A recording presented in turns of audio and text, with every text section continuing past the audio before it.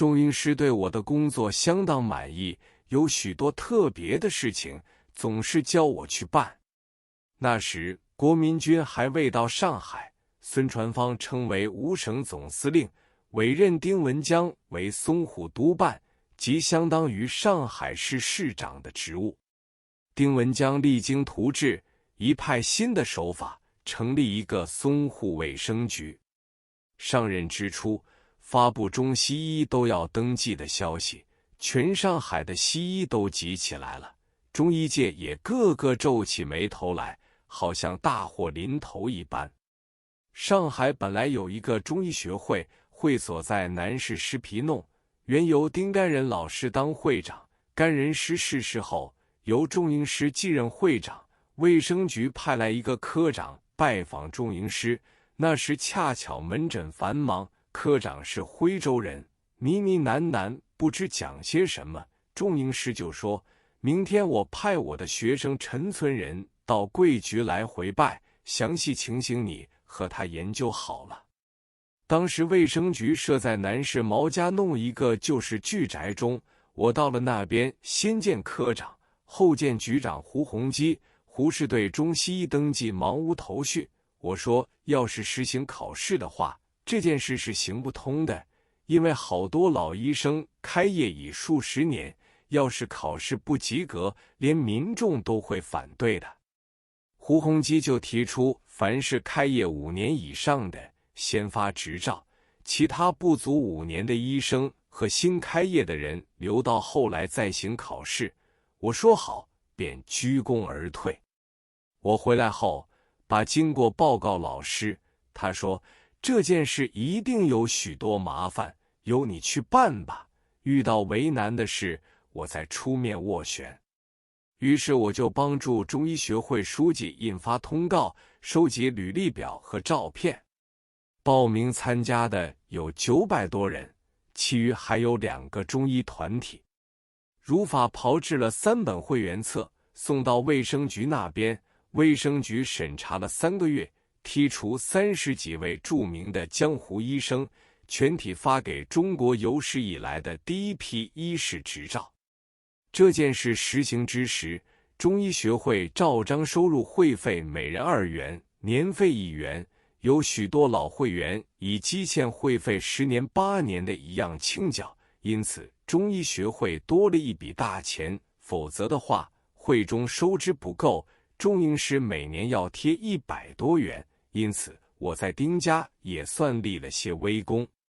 同时我知道卫生局经费极有限，全局人员只得8名，科长薪水为30元，一个小书记的月薪只得8元。自从发给医生执照之后，经费大为富裕，全体都加了薪。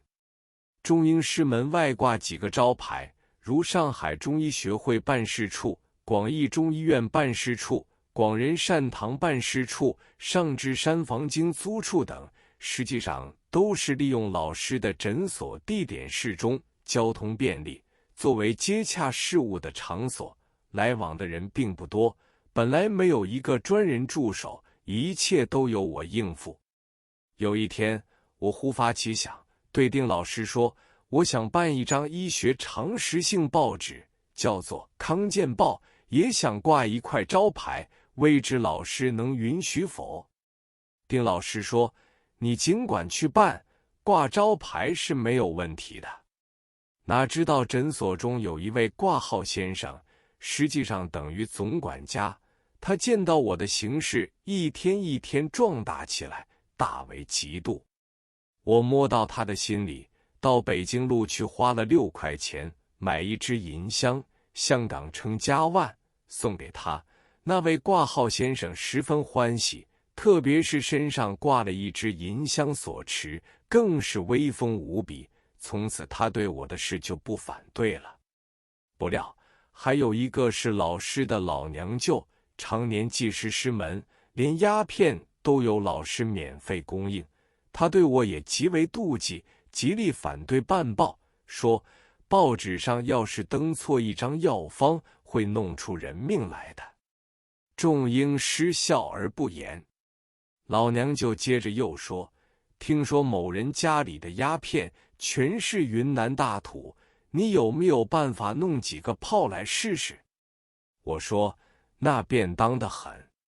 隔了一天，我拿了一个烟罐，里面装满了烟炮，老娘就一闻这股香味，笑逐颜开。从此她再也不反对我办报的事了。疏雨风光，别有天地正在筹备《康健报》17，忽然接到朱斗文来电话说，我的侄子阿挺服毒自杀，已送入仁济医院。你和他是同班同学，又是结拜弟兄，你该到医院中探望他一下，因为他的神经有些毛病，非你们年轻人去劝慰他不可。我听完了这个电话，立刻到麦家圈仁济医院去。他住的是头等病房，房中挤满了全家的亲友，个个暗暗饮气。我一看阿挺已经洗过胃，生命没有危险，但是两目直视，满口胡言乱语，完全变成一个神经人，什么人都认不出，甚至连他自己母亲也不认识。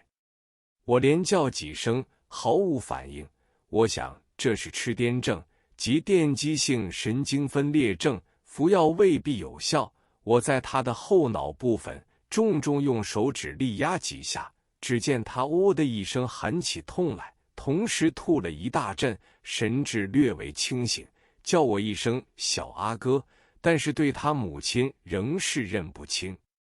朱伯母一边流泪一边说，你们是结拜兄弟，这一次要全仗你的大力了。我想尽了种种办法逗引他，他终是胡言乱语，不知讲些什么话。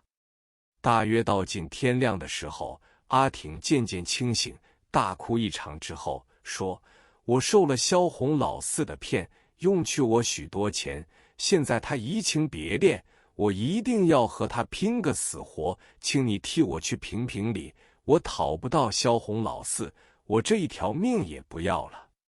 他的母亲一看到儿子清醒过来，非常快乐，说，陈先生，你和他是要好弟兄，我家一只单传，希望你好好的劝劝他。不久，朱斗文也来了，顿足长叹向我说，所有妓院的房屋十有七八是我家的产业，现在我的侄子在妓院中吞生鸦片烟，幸亏自杀未成，否则这段新闻闹出去，台就摊得大了。现在他虽已清醒，可是他对萧红老四还是执迷不悟。你们俩人差不多年龄，容易劝慰，我把这件事就拜托你了。